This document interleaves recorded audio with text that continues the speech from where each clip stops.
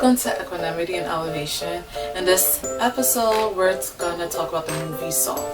So I want to start off first on what is a soul. So soul is a faculty or entity of us. So we know that we as human beings are made up of three entities, and that is, or three faculties, which is your spirit, soul, and your body. So we are spirit beings that is in a body that has a soul. We're spirit beings that is in a body that has a soul. So all that being said, what is your soul comprised of? Your soul is comprised of your mind, will, and your emotions. So your mind, your thought process, your concepts, and your will is your desires, your behaviors, and your emotions is your feelings. Now, I want to link this biblically because I find it to be pretty interesting. So I've researched a couple of verses that refers to the soul, and we know the soul belongs to the Lord, and it states in Matthew 10:28, Matthew 16:26, Ezekiel 18 verse 4, Revelation 6:9, 2 Corinthians 4:16, and 3 John 1 verses 2. So let's turn to our Bibles. I'm reading in the New Living Translation, Matthew 16:26. And what do you benefit if you gain the whole world and lose your own soul? Is anything worth more than your soul? So we know the correlation with the movie, and your soul has a price tag on it, or it's worth more than the price tag, I should say, actually. So with all that being said, I truly love the movie a lot because I like that it emphasized that we are all searching for a purpose. So we have to keep in mind that they weren't searching for their souls because they already had their souls. They were searching for a purpose. And Joe, he was fixated on returning to his body, rightfully so, right? And 22 didn't realize that she also in turn wanted a body. And what she really wanted, or what they both really wanted, was a purpose. And I thought it was cool to really show. We understand that 22, her voice was a female. Never indicated, or not to me, I felt like the purpose of the movie went beyond gender. And I felt like it really showed that a white woman can also search for their purpose and need others to help them along that journey. And a black man in his middle age can also search for his purpose, even though he may have felt like he reached a certain level, or he's attaining a new level, or she's attaining a new level.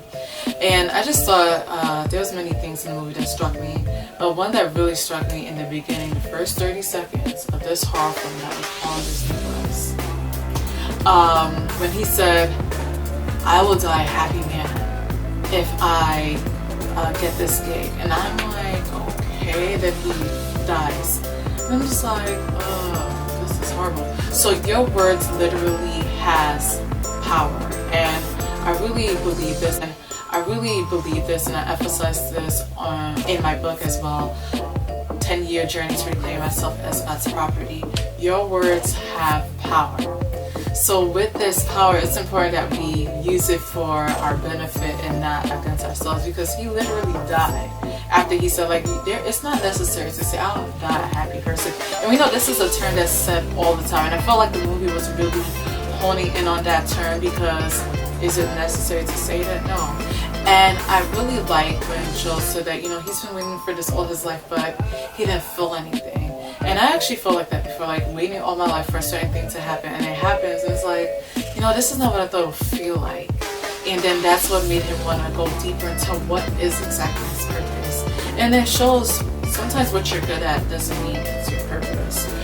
We know that it could be very well your purpose, you could be somewhere around your purpose, it could lead you towards your purpose, but it doesn't always have to cross sign. His purpose was definitely helping other people find their purpose and find their true desire, because I think the girl, one of his students' name was Connie, and she was really good at playing the instrument she's playing, but she didn't really know.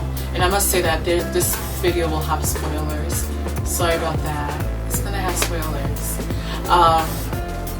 So she didn't know, like, if she wanted to play the instrument, but then literally a conversation about her not, if you don't want to do it, don't do it, but if you want to do it, let her to say, you know what, this is what I want to do. And that was simply with Joe. So he was able to find his purpose, and 22 was able to find her purpose. And I just found it to be such an extraordinary movie. Now, what I could say is that I didn't like that they referred the greater beyond as the greater beyond instead of heaven, but they were able to say, do you think this was hell? And like, I felt like that was kind of mockery. What else I could say? I could say beyond that, the movie really depicted that purpose we all wanted. We all want to search for it. What I could highlight again that I talked about in the beginning of this video is that you don't need to search for your soul. I think the world often have that tag and that quote, oh, go soul searching. And oftentimes when people go soul searching, it involves like a monk in like a third world country. And it's like, that's not necessary. You already have a soul, and your soul belongs to the Lord. So in reality, sometimes we need a soul healing. I know I had to go through a season of soul healing, and with that season and journey, it was me seeking God and really building my relationship with God, listening to His voice by spending time in His Word and journaling and making sure that I am trusting my gut feeling, my instincts, and the Holy Spirit that speaks with us daily. And I talk about this also in my book, The 10-Year Journey to Reclaim Myself as God's Property. I don't want to do. And I talk about how God speaks with us in different ways, and for me, He speaks with me through dreams. So for me to understand and trust that God was speaking with me, I would have to make sure that my soul was able to receive it.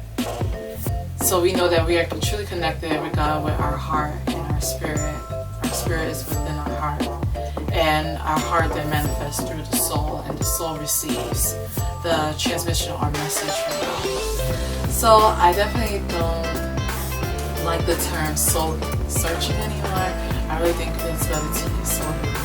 But again, I did love the movie. I think it's a must-see, and it helps you just remember that, you know, life is very precious, and, you know, be intentional about your words and say and be positive, and not to say like, oh, you know, we're always hip-scotching and being positive, but be intentional about the words that you speak, because there's power, there's life and death in your words.